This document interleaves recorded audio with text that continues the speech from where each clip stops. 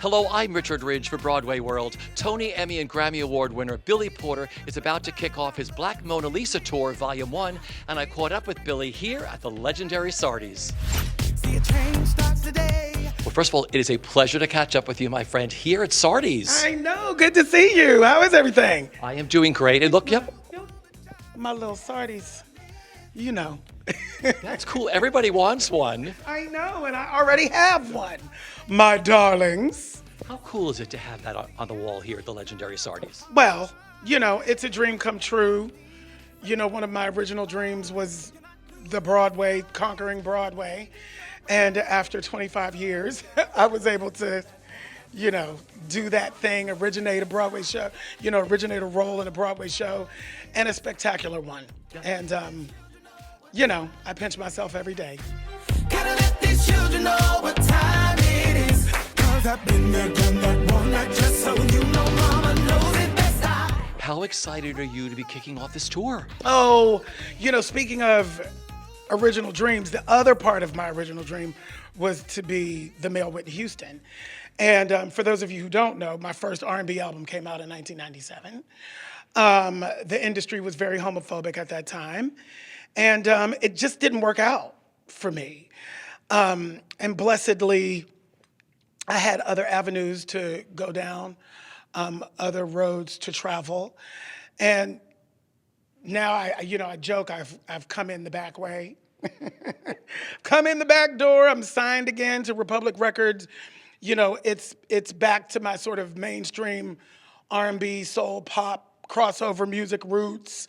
And I'm gonna be on a rock and roll tour bus and everything. I'm just excited and scared. See, that's the only place this joke works. Y'all know what I'm talking about. I've been trying to use it and it has not landed properly. It will land with this audience. But yes, I'm excited and very, very scared.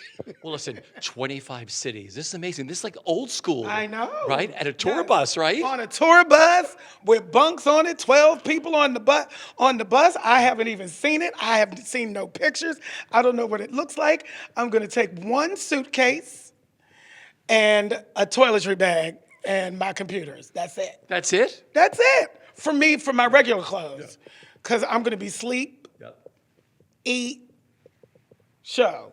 Sleep, eat, show for 5 weeks. That's all I'm gonna have the energy to do. I'm excited though to be fronting a band as myself with my own music that I have written, you know, finally speaking musically to the world in the way that I want, on my own terms. And I'm excited to share. Yeah. So what can the fans expect? What kind of songs will be in the show? So I'm doing 10 songs from the new album. That's all pop and R&B and soul and all of that. So there's that. And then I have like a section with a nod to my very first album. Then I have I have the theater section, which will include Kinky Boots. I have my political section. And it's sort of a retrospective of my life and career, because what I find hilarious and ironic is for the first 25 years of my career, particularly in the theater, everybody thought I was a singer and not an actor. So I spent 25 years trying to get people to take me seriously as an actor. And now it's like, oh, I didn't know Pray Tell could sing. You know, so I have some work to do to kind of like remind the children. Bring it all together. Yes, I have to bring it all together. Talk about your brand new single, which drops tomorrow? Tomorrow. Yeah. Baby Was a Dancer is what it's called. And it's, you know, a song about me and the haters. And sort of hearing what the haters say and overcoming that, believing in yourself enough to do it anyway, whatever the it is. It's a bop, as the children say, as the kids say. It's a bop, and I'm just excited. I'm excited about it. Yeah. I'm excited about it. Now, this is part of a whole album. Yes. Right? And singles will drop along the way? Well, singles have already dropped. Yeah. Children was a single that dropped about a year and a half ago. Stranger Things was a single that dropped around the election. because that's one of my political songs that are on the album. Baby Was a Dancer is dropping on Friday, March 24th. And then I'm going to have a series of, I think, 3 or 4 more singles before the actual album drops at the end of the summer, early fall. Yeah. This was a very personal album for you, wasn't it? It is a very personal album. You know, it really is me claiming and celebrating my life, leaning into joy, giving myself a big old hug and saying, you done good. And hopefully when people come to the show, that's, you know, my mission and my hope is to share, you know, to celebrate life, celebrate love, celebrate joy, celebrate hope. Remind people that all of those words are actions. We must engage with them like they're verbs. We can't sit back. You know, we have to move forward with loving kindness and compassion. And in this place that we're in the world right now, that's a hard decision to choose. And we must choose it anyway.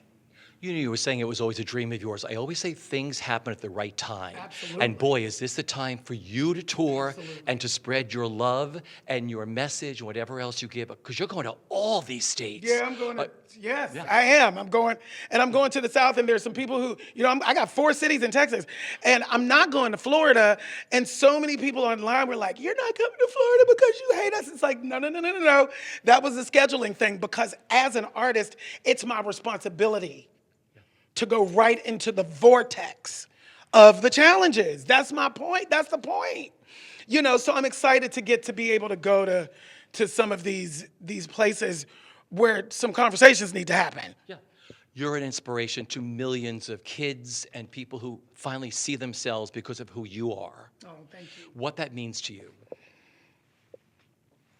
I mean, it means everything to me. It means the world to me. It's hard to process. And sometimes I feel afraid of, if I'm really being honest, sometimes I'm afraid of feeling it too much, because I'm afraid that then the work might suffer, you know, the intention might suffer. I know that's weird, and I'm working on that myself. Well, that's a voice in your head. That's a voice. We don't see that. Absolutely. The beautiful message you have spread to so many people. And I know that that's a message I know that that's a voice in my head, and my goal is to just remain rooted and grounded in this space that the universe has allowed me to create. Yeah. You know. Pose was a life changer, not just as entertainment, but like, again, what you put out there where people could see themselves. Like, oh my God, I'm like Billy Porter, or I could be like Billy Porter, or I see myself like Billy Porter, what that means to you. Yeah, there was no representation for us as kids. There was nothing that looked like me. You know, I even talk about August Wilson often. Love August Wilson, a genius. 10 plays about Pittsburgh, my hometown. Not one person looks like me. In the whole 10-play canon, not one person looks like me. And it took me until my 30s to understand that, oh, I'm the change that I need to see. I have to engage and have the audacity, which is the name of a song on my album, to have the audacity to step up and do it myself. How dare I, right? And I just feel really blessed. Yeah. Your best-selling memoir, Unprotected, was a life changer for so many people too. Thank you. How proud are you of that book? I am so proud of it, because it wasn't until I was in my 30s that I realized I could write, and that I wanted to be a writer, and that I needed to be a writer, because I had some things to say that weren't being said often enough. Yeah. And so I'm really proud to have that piece out in the world, because it really did a lot to help heal me. You know, I feel like art has the power to heal. That's what I've been doing my whole life with it. And set people free. You know, I set myself free with that book. And my hope is that others will be set free in the process. Yeah. I mean, I want to talk to you about, you've done so much for the LGBTQ plus community. And like you said, there's so much hate going around the country with all these anti-drag laws and all these anti-just gay laws in all these Republican states. Yet you're going there. You're going to a lot of these states and you're putting your message out there. What can people do to help spread the good message?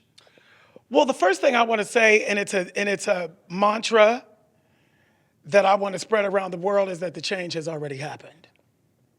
Repeat after me, the change has already happened. We're already there. That's why the pushback is so severe. That's why they're coming at us like this, because they're scared of change.